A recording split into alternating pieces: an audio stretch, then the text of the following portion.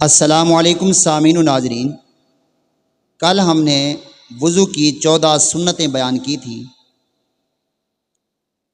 تو آج ہم انشاءاللہ العزیز ان سنتوں کی وضاحت میں مولا علی کرم اللہ وجہہ الکریم کا وضو کرنا بھی ثابت کریں گے، اور نبی کریم صلی اللہ تعالیٰ علیہ وآلہ وسلم کا جو وضو ہے وہ مولا علی کرم اللہ وجہ الکریم نے کر کے دکھایا۔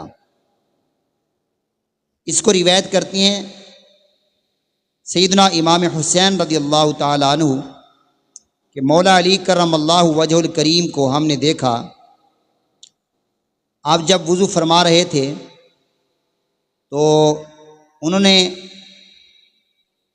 ہاتھ دھوئے، 3 بار کلی کی، 3 بار ناک میں پانی چڑھایا، 3 بار چہرہ دھویا، اور 3 بار کونیوں سمیت دونوں بازو دھوئے، اور پھر 1 بار کانوں کا اور سر کا مسح کیا، اور بعد میں 3 مرتبہ ٹخنوں سمیت دونوں پاؤں مبارکہ دھوئے۔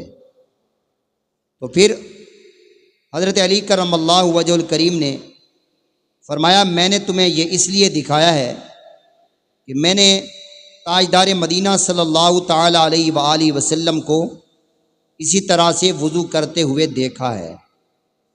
پھر جو وضو کا بچا ہوا پانی تھا، مولا علی کرم اللہ وجہ الکریم نے کھڑے ہو کر اس پانی کو نوش فرما لیا۔ عزیزان محترم، ثابت ہو گیا کہ 3 بار عضو کو دھونا یہ بھی سنت مصطفیٰ صلی اللہ تعالیٰ علیہ وآلہ وسلم ہے۔ کل کی ویڈیو میں 14 سنتیں بیان کی تھیں، اور آج عضو کو 3 مرتبہ دھونے کے متعلق آپ کو آگاہ کیا ہے۔ انشاءاللہ العزیز کل ایک نیا مسئلہ لے کر، اس کا طریقہ لے کر حاضر ہوں گے۔ آپ خوش رہیں، آباد رہیں، تب تک کے لیے دیجیے اجازت۔ السلام علیکم ورحمۃ اللہ۔